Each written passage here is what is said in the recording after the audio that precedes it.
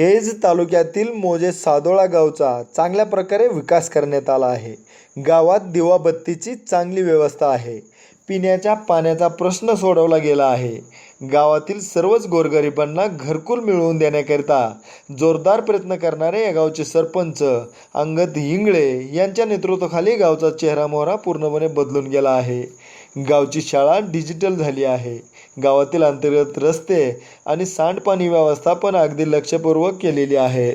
माझा गाव माझा विकास म्हणून सरपंच इंगळे गावच्या विकासाकरिता चोफर प्रयत्न करत असतात. गावचा पाण्याचा प्रश्न कायमस्वरूपी सोडवल्याने गावकरी आनंदी दिसत आहेत.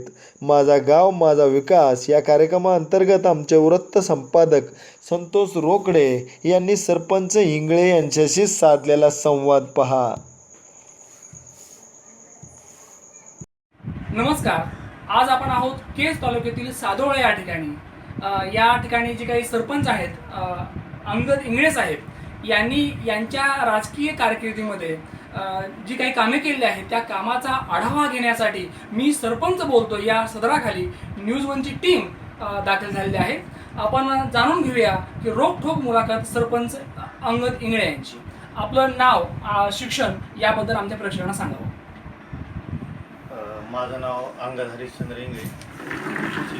शिक्षण नॉन मॅट्रिक आहे. ग्रीन बेल्टमध्ये येत असलेले हे सुंदरसं गाव अत्यंत चांगल्या प्रकारचं गाव आहे. निसर्गाने नटलेलं हे गाव आहे. या गावाला लाभलेलं हे तरुण तडफदार नेतृत्व अंगद इंगळे साहेब यांनी आपलं राजकीय कसब पणाला लावून एखाद्या मुरब्बी राजकारण्याप्रमाणे या गावातील विकासासाठी स्वतःला झोकून दिलं आणि पाहता पाहता या गावची एक ओळख तयार होत आहे. यानंतरचा पुढचा प्रश्न असा आहे की सरपंच साहेब, आपण या कारकिर्दीमध्ये नेमकी कोणती कामे केली आहे की ज्या कामामुळे या गावची एक वेगळी आणि चांगली ओळख तयार होत आहे, त्याबद्दल न्यूज वनच्या प्रेक्षकांना आपण सांगा. पहिलं म्हणजे आपण सरपंच झाल्याच्या नंतर पहिलं काम जर आपण कुठलं केलं असेल तर पाण्याची भरपूर तक्रार होती. या अंतर्गत आम्ही नळ योजना दुरुस्तीचं पहिलं काम केलं. त्याच्यानंतर गावात गोरगरिबांचा घराचा प्रश्न मोठा होता, तर आपण 135 घरकुलं आणण्याचं काम या ठिकाणी केलेलं आहे. सादोळा या गावामध्ये विकास कामे अनेक झालेली आहेत, पण त्याचबरोबर सरपंच अंगद इंगळे यांचं या ठिकाणची जी काही शैक्षणिक प्रगती आहे किंवा जी शैक्षणिक वाटचाल आहे, जी शाळा आहे त्या शाळेकडे सुद्धा अगदी जातीने लक्ष असतं. त्या जी शाळा आहे जिल्हा परिषदची, ही 7वीपर्यंत शाळा होती. सरपंच झाल्यापासून त्यांनी शाळा ती 8वीपर्यंत आणली. आज ही शाळा डिजिटल आहे. गावातील शैक्षणिक दर्जा हा कमालीचा उंचावलेला आपल्याला दिसून येतो. त्याबद्दल आपण त्यांना काही विचारूया की शाळा डिजिटल का करावं वाटली, याचं कारण काय नेमकं? गाव आपलं खेडेगाव असल्यामुळं शिक्षणाचा दर्जा चांगला करण्यासाठी शाळा आयसो करण्याचा प्रयत्न लोकसहभागातून केलेला आहे. त्याच्यानंतर उच्च माध्यमिक हायस्कूल इसोबडगावला असल्याच्या नंतर लेकरांची चालत जाण्याची जी परेशानी आहे ती कमी करण्यासाठी आपण एक वर्ग उघडण्याचं काम केला. शाळा 7वीपर्यंत होती, 8वी करण्याचा प्रयत्न केला. पाहिले आपण की सरपंच अंगद इंगळे यांनी स्वतःच्या कर्तृत्वाने अनेक कामे केली आहेत. त्याचबरोबर या ठिकाणी जी काही डासमुक्ती असेल, हागणदारी मुक्ती असेल किंवा ज्या काही चळवळी आहेत, जी काही सामाजिक कामं आहेत, त्या सामाजिक कामामध्ये सुद्धा अग्रेसर असलेलं हे नेतृत्व, या नेतृत्वाने गावचा पूर्ण कायापालट केलेला आहे. पुढचा प्रश्न आपण जाणून घेऊया की मागच्या काही काळामध्ये बीड जिल्ह्यामध्ये प्रचंड दुष्काळ होता. दुष्काळ ते आज हा जो काही कालखंड आहे, या गावातील पाण्याची स्थिती काय, त्या स्थितीबद्दल प्रेक्षकांना आपण सांगावं. पाहायला गेलं तर आजची स्थिती चांगली आहे, पण काही काळ जी पाठीमागचा काळ होता अति दुष्काळ होता. पाणी कुठेही नव्हतं. MREGच्या माध्यमातून आपण बुडीत क्षेत्रामध्ये विहीर घेऊन पाईपलाईन करून गावाला पाणी पुरवठा करण्याचं काम केले जातं. पूर्ण मराठवाड्यामध्ये पाणी अडवा, पाणी जिरवा, जलसंधारणाची कामे सुरू आहेत. त्या संदर्भामध्ये तुमच्या गावामध्ये जलसंधारण योजना किंवा पाणी अडवा, पाणी जिरवा ही जी योजना आहे, या अंतर्गत आपण कोणती कोणती कामे केली आहेत? जलसंधारणाअंतर्गत आम्ही पूर्ण बांधबंदिस्ती केलेली आहे, नाला खोलीकरण केलेलं आहे आणि पूर्ण बांधबंदिस्तीचे कामही पूर्ण झालेले आहे. गावातील शेतमजूर, शेतकरी, गोरगरीब लोक, दारिद्र्य रेषेखालचे लोक यांच्यासाठी घरकुल योजना, विहिरी किंवा गावातील रस्ते असतील, याबद्दल तुम्ही आतापर्यंत सरपंच म्हणून किती घरकुल दिलेले आहेत किंवा किती लाभार्थ्यांना लाभ झालेला आहे आणि त्यासाठी तुम्ही सरपंच म्हणून काय केलं आहे? पहिली गोष्ट म्हणजे 25 वर्षाच्या काळामध्ये पाठीमागच्या गावामध्ये कुठलाही विकास झालेला नव्हता. पूर्ण गोरगरिबांचे घरं पत्र्याचे कुडाचे होते आणि हा एक मोठा प्रश्न होता.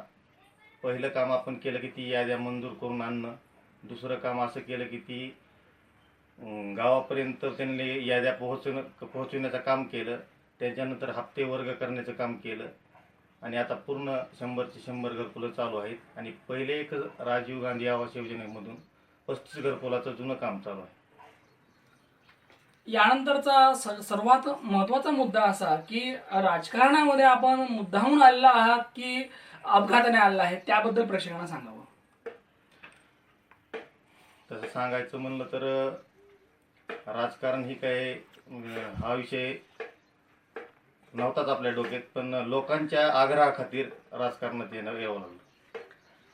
आपण पाहिलं या ठिकाणी की जनतेचं अफाट प्रेम, लोकांची इच्छा, तरुणांची इच्छा, आबालवृद्धांची इच्छा, या इच्छेखातर हे नेतृत्व उदयाला आलेलं आहे आणि या गावातील जे काही तमाम जे नागरिक आहेत या नेतृत्वावर भरभरून प्रेम करतात. एक विश्वास आहे की माणूस आपला आहे, आपल्या घरातला आहे आणि घरातलं समजून या नेतृत्वावर या ठिकाणचे लोक, ग्रामस्थ प्रेम करतात आणि त्या प्रेमास अंगद इंगळे साहेब अगदी 100% पात्र झालेले आहेत.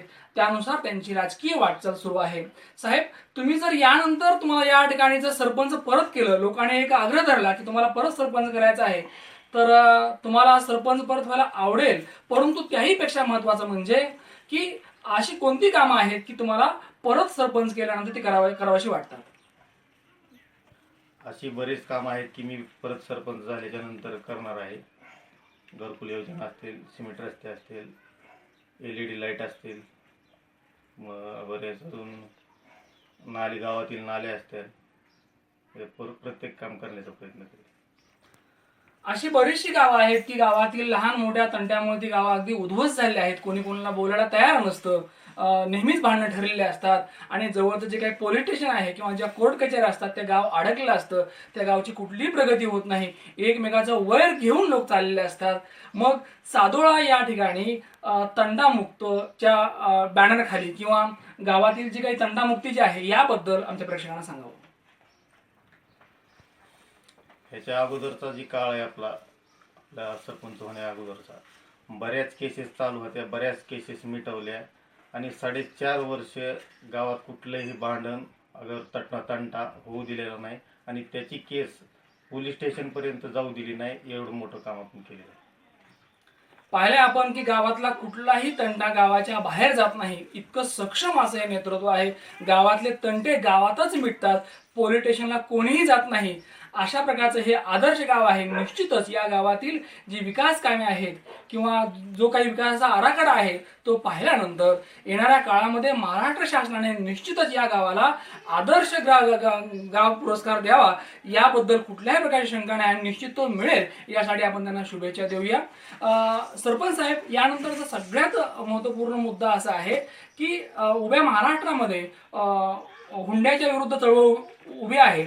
त्यानंतर व्यसनमुक्ती असेल, डासमुक्ती असेल, हागणदारी मुक्ती असेल, याबद्दल तुमची मतं काय आहेत आणि तुम्हाला नेमकं काय वाटतं एक सरपंच म्हणून? सरपंच म्हणून म्हणलं तरी हुंड्याचा विषय जर आला, हुंडा घेतलाच नाही पाहिजे आणि घेणाऱ्यांवर पण कडक कारवाई झाली पाहिजे, एवढं.